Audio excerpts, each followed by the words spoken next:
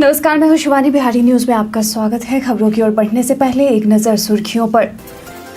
जल संसाधन प्रबंधन की बैठक, नदी जोड़ योजना पर महत्वपूर्ण चर्चा, बाढ़ प्रबंधन के उपायों पर विमर्श।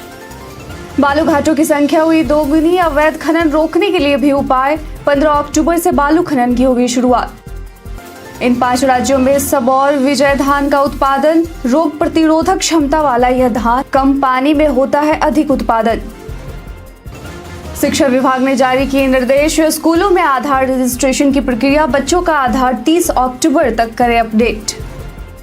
गौतम गंभीर का मारते जाओ संदेश, T20 में भारत की धमाकेदार जीत, रिंकू और नीतीश की अर्धशतक से भारत की विजय। अब चलिए बढ़ते हैं शाम तक की बड़ी खबरों की ओर विस्तार से। बिहार के मुख्य सचिव अमृतलाल मीणा की अध्यक्षता में जल संसाधन मंत्रालय के अधिकारियों के साथ नई दिल्ली में एक महत्वपूर्ण बैठक हुई। बैठक में बाढ़ प्रबंधन, नदी जोड़ योजना और गाद की समस्या पर भी चर्चा की गई। प्रधान सचिव संतोष कुमार मल ने बाढ़ प्रबंधन योजनाओं को प्रभावी ढंग से लागू करने के उपायों पर जोर दिया। कोसी मेची लिंक परियोजना, इंद्रपुरी जलाशय योजना और गंगा और के पर्यावरणीय प्रवाह को बनाए रखने पर भी चर्चा की गई। गाद प्रबंधन के लिए व्यापक नीति बनाने की आवश्यकता पर बल दिया गया। इसके अलावा जल संसाधन विभाग के अधिकारियों को ज्वाइंट प्रोजेक्ट ऑफिस में शामिल करने का मुद्दा भी उठाया गया। केंद्र सरकार ने बिहार को दशहरा और दीपावली से पहले 17,921 करोड़ रुपए की बड़ी सौगात दी है। यह राशि कर हस्तांतरण के तहत अक्टूबर 2024 में राज्य को मिलने वाली हिस्सेदारी के साथ साथ एक अग्रिम किस्त के रूप में जारी की गई है। वित्त मंत्रालय ने बताया कि यह राशि राज्यों के विकास और कल्याण खर्चों को वित्त पोषित करने के लिए दी गई है। उप मुख्यमंत्री सम्राट चौधरी ने इसे राज्य में विकास कार्यों को नई गति देने वाला बताया और प्रधानमंत्री नरेंद्र मोदी का आभार व्यक्त किया। चालू वित्तीय वर्ष में बिहार को केंद्रीय करों में 1,13,000 करोड़ रुपए मिलने की उम्मीद है। बिहार में 15 अक्टूबर से बालू खनन फिर से शुरू होने जा रहा है और अब बालू घाटों की संख्या बढ़कर 984 हो गई है। यह वृद्धि बड़े घाटों के विभाजन के कारण हुई है, जिससे 400 नए घाट बने हैं। अब तक 373 घाटों की नीलामी पूरी हो चुकी है, जबकि 611 घाटों की प्रक्रिया जारी है। 237 घाटों को पर्यावरण स्वीकृति मिल चुकी है, लेकिन केवल 152 घाटों पर खनन शुरू हुआ है। सभी घाटों पर अवैध खनन और ओवरलोडिंग को रोकने के लिए विभिन्न उपाय किए गए हैं, जैसे धर्म कांटा और चेक पोस्ट की स्थापना, खनिज ढोने वाले वाहनों पर लाल पट्टी के माध्यम से लाइसेंस नंबर और अन्य जरूरी जानकारी लिखना अनिवार्य किया गया है। इसके साथ ही वाहनों में जीपीएस लगाने की भी आवश्यकता है। पटना उच्च न्यायालय ने गया कि मिर्जा गालिब कॉलेज के 20 शिक्षकों की 2020 में हुई नियुक्ति को रद्द कर दिया है, क्योंकि यह बिहार राज्य विश्वविद्यालय अधिनियम 1976 के प्रावधानों का उल्लंघन था।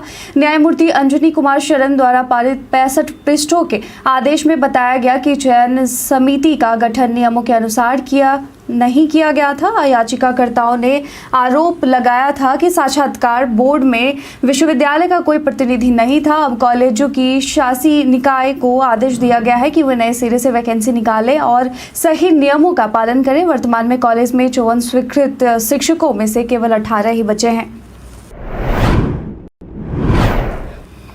सबौर विजय धान, जो जलवायु परिवर्तन के प्रभाव से लड़ने में सक्षम है, बिना रोपनी के सीधे बुआई में 60 क्विंटल प्रति हेक्टेयर उत्पादन देता है, जबकि रोपनी विधि में 65 क्विंटल प्रति हेक्टेयर तक उत्पादन मिलता है। यह धान सामान्य धान की तुलना में 35% अधिक उत्पादन करता है और 125 से 135 दिनों में तैयार होता है। केंद्रीय प्रभेद चयन समिति ने इसे बिहार, उत्तर प्रदेश, झारखंड, छत्तीसगढ़ और कर्नाटक के लिए चयनित किया है, जहां इसका उत्पादन बेहतर होगा।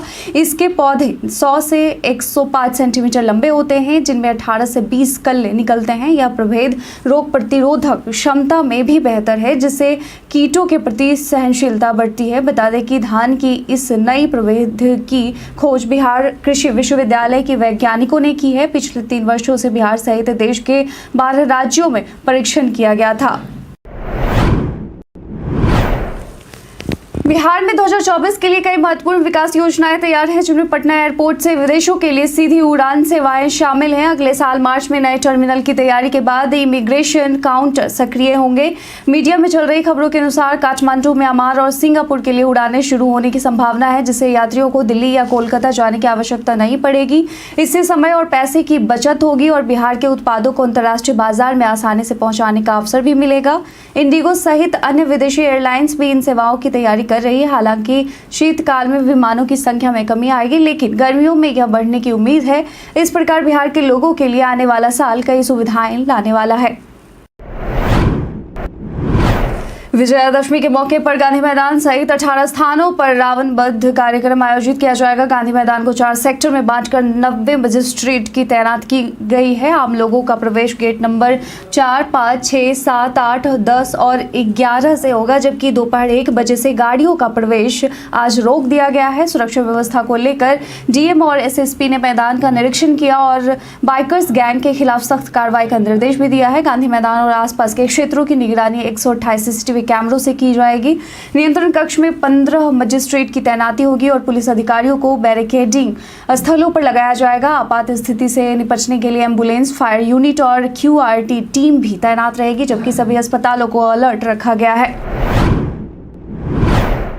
बिहार के पुलिस महानिदेशक आलोक राज ने घोषणा की है कि बिहार विशेष सशस्त्र पुलिस बल बीएसएफ में 2 बटालियन को विशिष्ट व्यक्तियों वीआईपी की सुरक्षा के लिए प्रशिक्षित किया जाएगा। डीजीपी ने सुरक्षा चुनौतियों को देखते हुए और अधिक प्रशिक्षण की आवश्यकता पर बल दिया। डीजीपी आलोक राज बीते दिन पुलिस मुख्यालय स्थित सभागार में बीएसएफ के पुलिस कर्मियों के वीआईपी सुरक्षा पीएसओ कोर्स के समापन समारोह में संबोधित कर रहे थे। इस कोर्स को 30 सितंबर से 10 अक्टूबर तक आयोजित किया गया, जिसमें 169 पुरुष और 32 महिला पुलिसकर्मियों को शामिल किया गया था। एनएसजी के महानिदेशक भृगु श्रीनिवासन ने भी बिहार पुलिस के कर्मियों को एनएसजी प्रशिक्षण देने की पेशकश की। बता दें कि वीआईपी सुरक्षा घेरे में व्यक्ति को किसी भी आपात स्थिति से निकालकर सुरक्षित स्थान पर पहुंचाना होता है। बिहार के शिक्षा विभाग ने सभी स्कूलों में पढ़ रहे बच्चों की जानकारी को ई शिक्षा कोश पोर्टल पर अपडेट करने की जिम्मेदारी जिला शिक्षा कार्यालय को सौंपी है। इसके तहत सभी स्कूलों को 30 अक्टूबर तक एक कक्षा 1 से 12 तक के नामांकित बच्चों का आधार अपडेट करने का निर्देश दिया गया है। विभाग ने कहा है कि जिले के 95% सरकारी स्कूलों के बच्चों का आधार अपडेट हो चुका है, जबकि निजी स्कूल इसमें पीछे हैं। कुछ स्कूलों ने बिना आधार के बच्चों का नाम पोर्टल पर दर्ज किया है। बच्चों का आधार कार्ड बनाने के लिए जिले में 44 आधार केंद्र स्थापित किए गए हैं।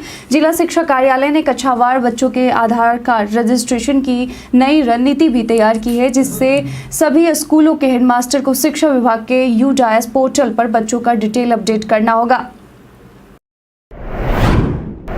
औरंगाबाद के नवीनगर में स्टेज 2 के तहत अति आधुनिक अल्ट्रा क्रिटिकल बिजली घर से बिहार को 1500 मेगावाट बिजली मिलेगी। बिजली कंपनी ने एनटीपीसी के साथ औपचारिक करार कर लिया है, जिससे राज्य की ऊर्जा आवश्यकताओं को पूरा किया जाएगा। पहले यहाँ 660 मेगावाट की 3 इकाइयां बनने वाली थी, लेकिन अब बिहार सरकार के अनुरोध पर 800 मेगावाट की 3 नई इकाइयों का निर्माण होगा। बिहार ने नवीनगर में बनने वाली 3 इकाइयों से 500 मेगावाट बिजली की मांग की है। बिहार सहित अन्य राज्यों की मांग पर ऊर्जा मंत्रालय जल्द ही कोटा जारी करेगा और निर्माण में लगभग 22,000 करोड़ रुपए का खर्च आएगा। एनटीपीसी के प्रवक्ता के अनुसार इस वित्तीय वर्ष में नवीनगर स्टेज 2 का काम शुरू हो जाएगा और 3 साल में बिजली उत्पादन शुरू हो जाएगी। बिहार के ऊर्जा मंत्री बिजेंद्र प्रसाद यादव ने कहा कि यह परियोजना भविष्य में राज्य की बिजली खपत को पूरा करने में मदद करेगी। बिहार में पूर्ण शराबबंदी के बावजूद शराब तस्करी जारी है। नवादा जिले के रामनगर में पुलिस ने शराब बेचने वाले एक आरोपी राहुल कुमार उर्फ भोलू को भारी मात्रा में शराब के साथ गिरफ्तार किया। उसके घर के कुल 124.375 लीटर यानी 124 लीटर 375 ग्राम शराब बरामद की गई है, जिसमें विभिन्न ब्रांड की बोतलें शामिल हैं। नवादा के पुलिस कप्तान अभिनव धीमान के निर्देश पर दुर्गा पूजा के दौरान शराब बेचने और पीने वालों के खिलाफ विशेष छापेमारी की जा रही है। पुलिस ने इस मामले में सख्त कार्रवाई करने की योजना बनाई है। बिहार के 38 सरकारी इंजीनियरिंग कॉलेजों में 13,675 सीटों में से 10,363 पर एडमिशन हो चुका है, जो पिछले वर्षों की तुलना में सबसे अधिक है। पिछले साल केवल 5,733 सीटों पर एडमिशन हुआ था। इस साल शिक्षकों की कमी दूर होने से एडमिशन की संख्या में बढ़ोतरी हुई है। राज्य में रिक्त 3,416 सीटों पर फ्रेश रजिस्ट्रेशन का मौका 10 से 16 अक्टूबर तक रहेगा, जिसमें 3,312 इंजीनियरिंग और 104 डेयरी तथा CIPET की सीटें शामिल हैं। 19 अक्टूबर को मेरिट लिस्ट जारी होगी। जेईई मेन 2024 में शामिल सभी योग्य अभ्यर्थी आवेदन कर सकते हैं। जिन छात्रों ने पहले आवेदन नहीं किया या स्पेशल काउंसलिंग में अनुपस्थित रहे, वे भी इस राउंड में भाग ले सकते हैं। केंद्रीय कपड़ा मंत्री गिरिराज सिंह ने 18 से 22 अक्टूबर के बीच हिंदू स्वाभिमान यात्रा का ऐलान किया है, जिसका उद्देश्य हिंदुओं को एकजुट करना है। उन्होंने कहा कि राहुल गांधी जैसे नेता जातियों के आधार पर हिंदुओं को बांटने की कोशिश कर रहे हैं, जबकि मुसलमानों की जाति नहीं बताई जाती। यात्रा भागलपुर से शुरू होकर कटिहार, पूर्णिया, अररिया और किशनगंज जाएगी। सभी मुस्लिम बहुल जिले में है। गिरिराज सिंह ने चेताया कि अगर हिंदू एकजुट नहीं होंगे तो विभाजन का खामियाजा भुगतना पड़ेगा। उन्होंने बांग्लादेश और पाकिस्तान में हिंदुओं पर हुए अत्याचारों का उदाहरण देते हुए हिंदुओं को जागरूक करने की आवश्यकता पर बल दिया। भारतीय टीम ने बांग्लादेश के खिलाफ दूसरे टी20 में 86 रनों की शानदार जीत हासिल की थी। इस मैच में रिंकू सिंह और नीतीश रेड्डी ने जब टीम को संकट से बाहर निकाला। रिंकू ने 29 गेंदों पर 53 रन बनाए थे, जबकि नीतीश ने 34 गेंदों पर 74 रन की पारी खेली थी। दोनों ने मिलकर 108 रनों की साझेदारी की थी, जिससे भारत ने 221 रन का स्कोर खड़ा किया। मैच के बाद रिंकू ने बताया था कि कोच गौतम गंभीर और कप्तान सूर्य कुमार यादव ने उन्हें मारते जाओ का संदेश दिया। उन्होंने कहा था कि रुकना नहीं है, बस मारते जाओ, और इन दोनों ने यही किया। उन्होंने कहा कि कोच और कप्तान ने हमसे अपना खेल खेलने को कहा। मैसेज आया था कि स्थिति चाहे जो हो, मारते जाओ बॉल को, जिससे उनकी हिम्मत बढ़ी। मालूम हो कि बांग्लादेश 135 रनों पर सिमट गया था, जिससे भारत को जीत मिली। बिहार में 11 अक्टूबर को पेट्रोल और डीजल की नई कीमतें घोषित की गई हैं। आज पेट्रोल का दाम 107 रुपये 17 पैसे और डीजल का दाम 93 रुपये 89 पैसे है। वहीं राजधानी पटना में पेट्रोल 105 रुपये 18 पैसे और डीजल 92 रुपये 4 पैसे बिक रहा है। विभिन्न जिलों में पेट्रोल की कीमतें 105 रुपये 25 पैसे से लेकर 107 रुपये 30 पैसे के बीच में है, जबकि डीजल की कीमतें 92 रुपये 11 पैसे से लेकर 94 रुपये तक है। पेट्रोल और डीजल की कीमतें excise duty, dealer commission, entry tax और वैट के आधार पर तय होती है। बिहार में पेट्रोल का बेस प्राइस लगभग 52 रुपये 80 पैसे हैं, जबकि डीजल का बेस प्राइस 43 रुपये 20 पैसे हैं।